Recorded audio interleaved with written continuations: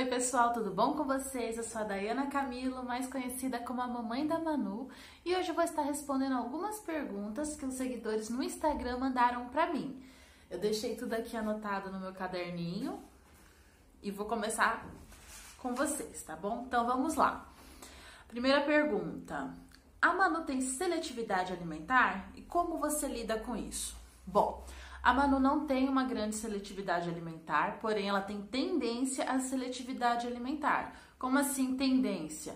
Ela come bem, ela tem bons hábitos alimentares, porém se eu der todo dia o mesmo alimento para ela, ela não reclama. Se for os alimentos favoritos dela, ela come todo dia. Por exemplo, macarrão é uma coisa que ela ama. Se eu der macarrão para ela, almoço e janta todo dia, ela não vai questionar. Então eu tenho que tomar muito cuidado com isso, porque se eu repito muitas vezes um alimento e deixo de dar outros alimentos, ela tem resistência quando eu ofereço. Então frutas, que às vezes não tá muito na época, se eu não der para ela com frequência, quando eu vou oferecer de novo, ela recusa, então eu tenho que fazer todo um processo para que ela volte a aceitar. Copos e talheres e pratinhos temáticos também ajudam muito a Manu a ter boas refeições. Próxima pergunta: qual foi a reação da família quando soube que a Manu é autista?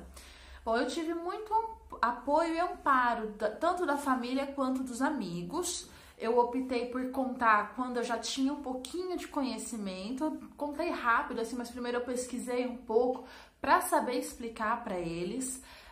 A minha mãe, ela ficou um pouco assustada, então eu optei por levar ela junto de uma terapia com a Manu, para que a psicóloga que estava dando aba para a Manu conversasse com ela e acalmasse ela, porque ela também não tinha conhecimento sobre o autismo.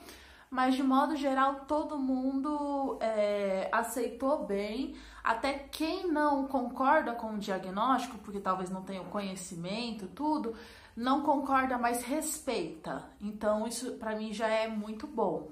Próxima pergunta: a Manu tem alguma comorbidade? Bom, pra quem não sabe o que é comorbidade, é quando, além do autismo, a pessoa tenha mais algum diagnóstico. Então, ela é autista e tem hiperatividade, ela é autista e tem dislexia, autista e epilepsia.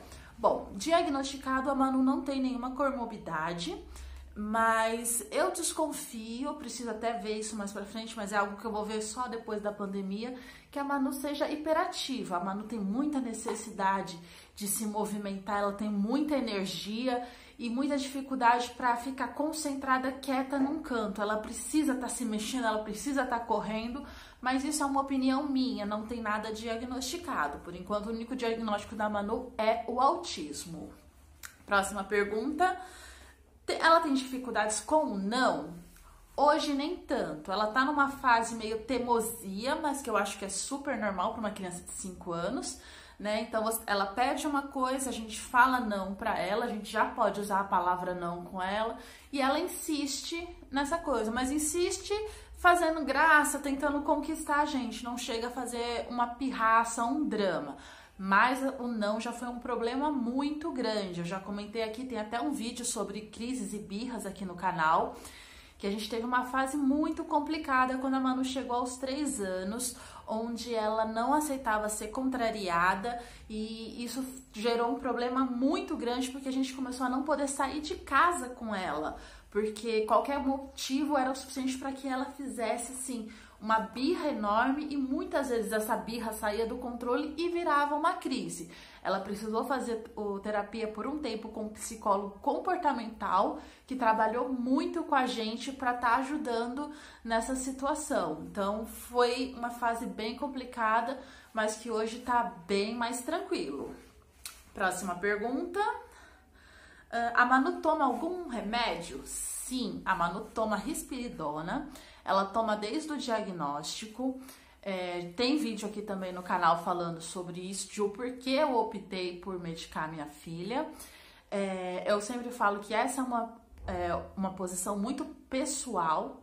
A família decidir se vai medicar ou a criança ou não é uma coisa muito complicada, é uma coisa que tem que ser vista por cada caso, mas sim, no meu caso, eu entendo que a Manu faz necessário o uso do medicamento e ela usa o risperidona e a melatonina, porque ela tem muita dificuldade para pegar no sono, ela tem muita dificuldade para desligar a mente dela e conseguir se concentrar para dormir. Próxima pergunta, a Manu tem sensibilidade sensorial com barulhos?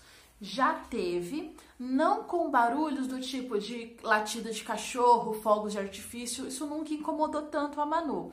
A Manu, ela tem muita dificuldade, até hoje ela lida muito melhor hoje, mas a Manu sempre teve muita dificuldade com barulho de muitas conversas ao mesmo tempo.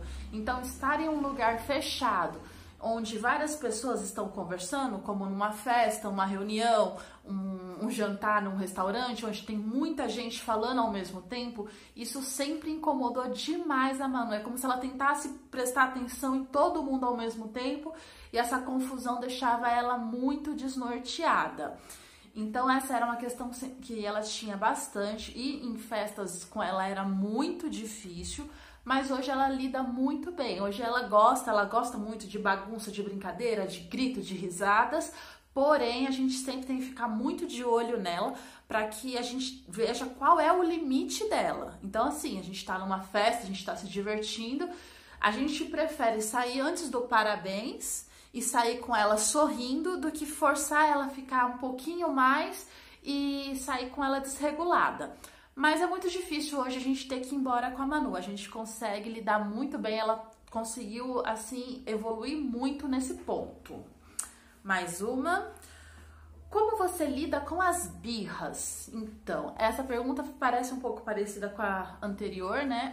Que nem eu falei, a gente teve uma fase de birras muito grande e a gente precisou de ajuda de profissional porque a gente ficou totalmente perdido, a gente não estava conseguindo lidar com a Manu e ela estava dominando toda a casa, a gente cedia demais para ela porque até então era a melhor situação, né? A gente tá num shopping cheio tentando resolver alguma coisa, ela fazendo birra por alguma coisa, a gente acabava cedendo para evitar uma situação de constrangimento ou para que a gente tivesse que ir embora sem resolver o que precisava.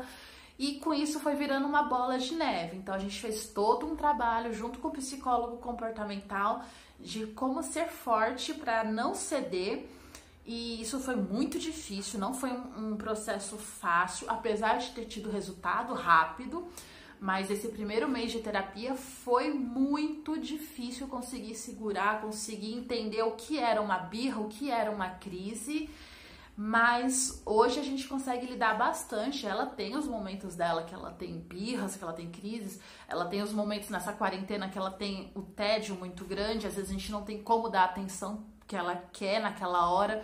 E aí ela fica chorando bastante. Mas é algo que, assim, ignorando ela, criando brincadeiras, a gente consegue dar a volta, assim, por cima. Última pergunta. Quais foram as primeiras atividades que você fez com a Manu? Eu fiz muita atividade com a Manu, atividades muito próximo ao ABA, que é aquela de ficar na mesinha, cadeirinha, uma atividade de repetição, uma atividade de formar pares, uma atividade de ficar nomeando coisas. Então, as primeiras atividades que eu fiz com a Manu foram bem atividades mesmo. Comprava aqueles joguinhos educativos, sentava com ela e tentava executar. Com o passar do tempo, eu aprendi a criar atividades do dia a dia. Então, tô lavando uma louça, vem aqui comigo.